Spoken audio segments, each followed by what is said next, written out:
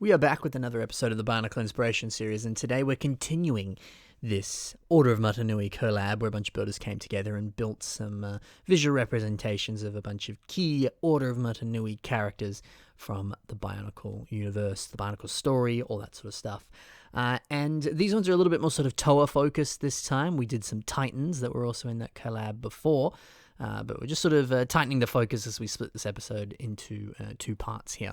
So let's just dive in. The first creation we have is by Care Creations, and this is Trinuma Noble Warrior. This is a character I'm not super familiar with from the Bionicle story personally, but I do believe that they are not typically like a centaur, or I suppose in this sense more of a sort of like Pegasus, because there's kind of the wings.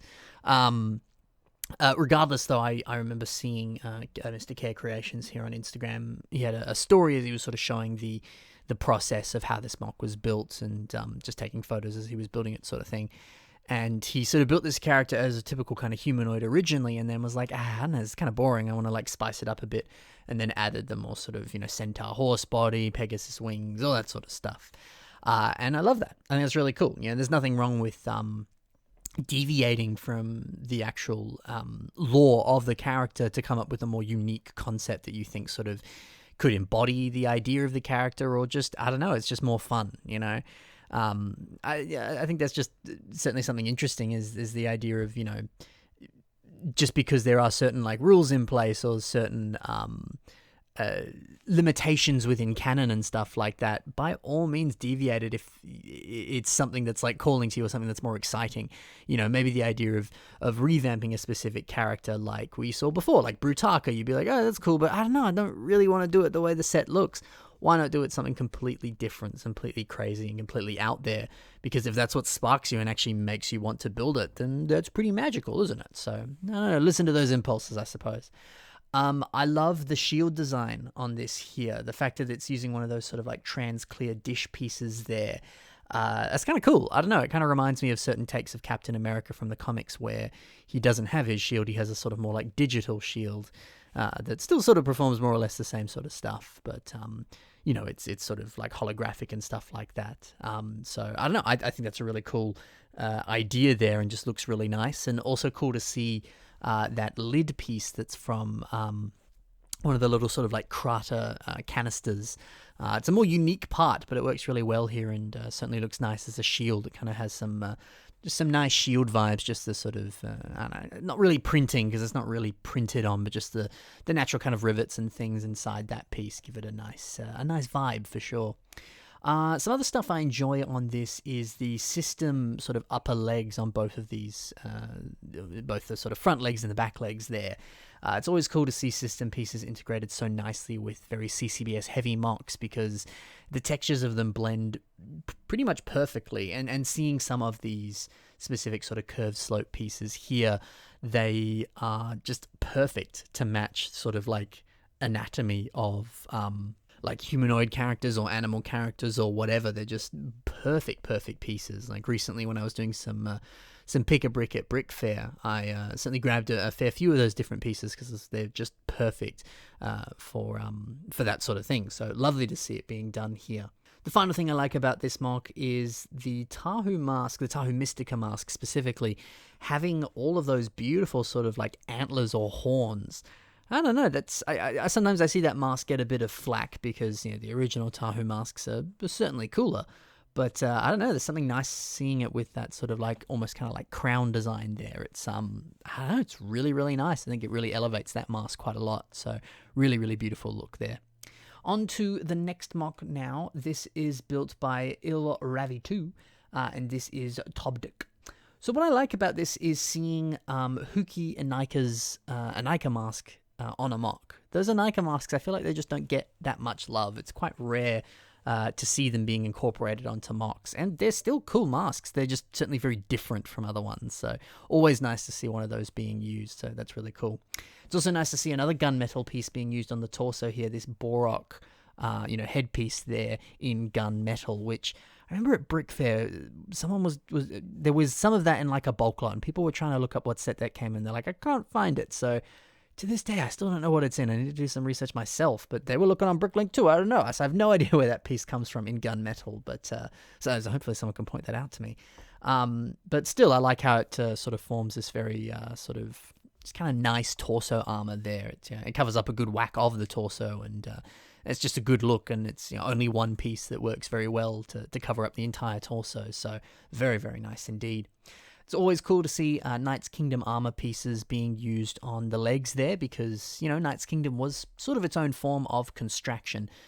So it's lovely to see those pieces incorporated with Bionicle, because they just perfectly blend with it. So never be afraid to look into Knights Kingdom and some of the other things like, Slicers and Robo Riders and stuff, because those pieces perfectly mix with Bionicle, and like we can see here, mix very, very nicely. So I think just in general, it's a really solid looking Toa build here. Nicely done. On to the next MOC, we got another solid looking Toa build here. This is by Smith MOCs, and this is Kraku Toa of Sonics. So what I like about this specifically is on the shoulders here, using some of the Stormer Breakout like speaker pieces.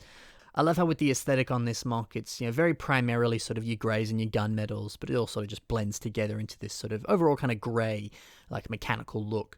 But the fact that the sword and then also the shoulders there have this brilliant pop of the translucent green there, it's awesome. So, and I don't know, there's something really nice about seeing the sort of those dish pieces inserted into those speakers there. It's, I don't know, it's just a nice looking technique, and I kind of get this sense that, it's sort of like charging up some sort of power attack or something, or the energy that's coursing through his body and stuff like that. So I know it's just a nice looking little design there that just pops really nicely. It's cool. Something else that's cool is the lower arm design here, using the Mata feet there to sort of form the basis of the arm.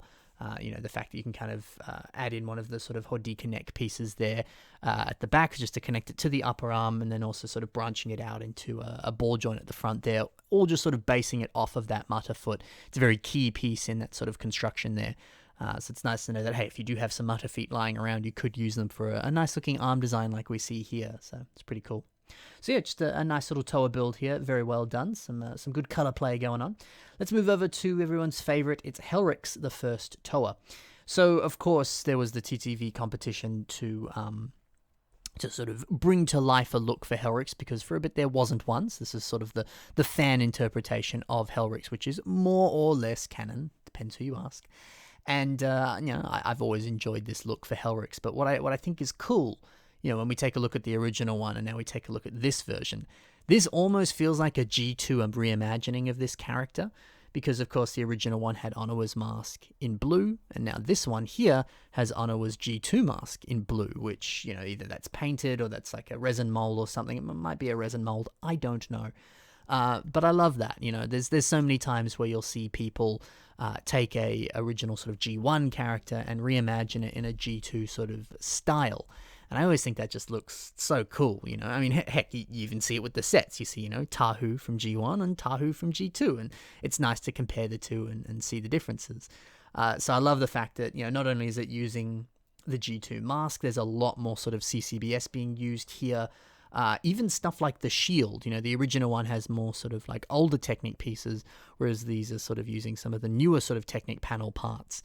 And it's certainly a lot more sort of like refined and smooth. It just looks really, really nice. And even the mace is sort of slightly different, slightly more sort of stripped back in that sense. So I don't know, personally, I love seeing that. I love seeing a more sort of like updated, refined take on because I don't know, Hellricks isn't necessarily a G1 character because it was built very recently, but it's certainly built in the style of more of a G1 character. So I don't know, in my opinion, it's it's just really, really cool to see. You can even see there's a bit of like torso or sort of waist articulation, I suppose, using some more G2 pieces there. So I know it's just fun to introduce a few more G2 elements into Hellricks here and really make it pop. So yeah, a brilliant take on the character. Love how it looks and really like that Onawa mask in blue. I wish I had something like that. That's gorgeous. Let's move now into the final MOC. This is a bit of a deviation from the Toa theme of this episode, but I didn't know where to put this one in these two-part collab episodes here. But this is Mazecar, which is obviously a revamp of the Mazecar set, which I suppose was a Titan set. I suppose I should have put it in the Titan episode, but I didn't.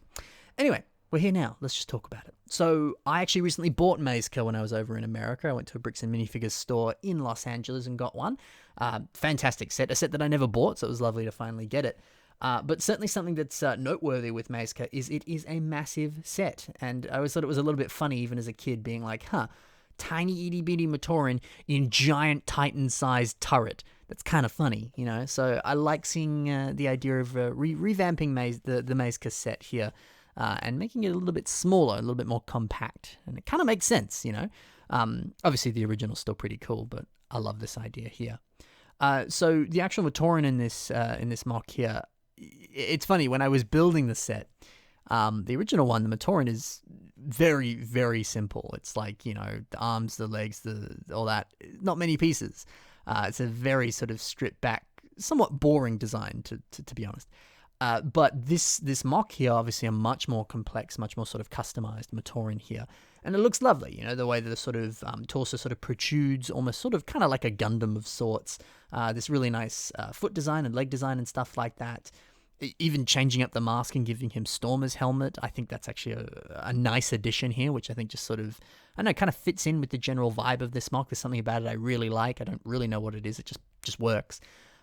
It's a lovely looking way of updating the original Matoran there, which didn't have much going for him. So it's lovely to see so much that's different here that just works very nicely.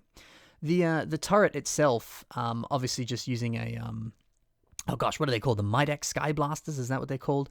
Just using that. You know, the original one had a bunch of the Zemaspheres that you could pour into it, which was always, you know, one of the highlights of the set, in my opinion. But obviously, since this is a more compact design, it's a fitting way of still, you know, giving it that same sort of functionality, but on a smaller scale. So that works well. And a lot more sort of kind of refined textures here too. The original one had a lot going on, whereas this one here is just sort of, you know, short, sharp, and sweet. I love too the legs here and the fact that it's just sort of axles at the end there. I don't know, there's something about that just looks really, really nice. And I can kind of see there's maybe like digging into the dirt or something like that, so it can really lock into place. It just works really well. I don't know, it's really fun seeing a more sort of small, compact design for Mazecar here. I really enjoy it. So love your work, all your different guys here in this collab. I think you nailed it with all of these different mocks. Love your work.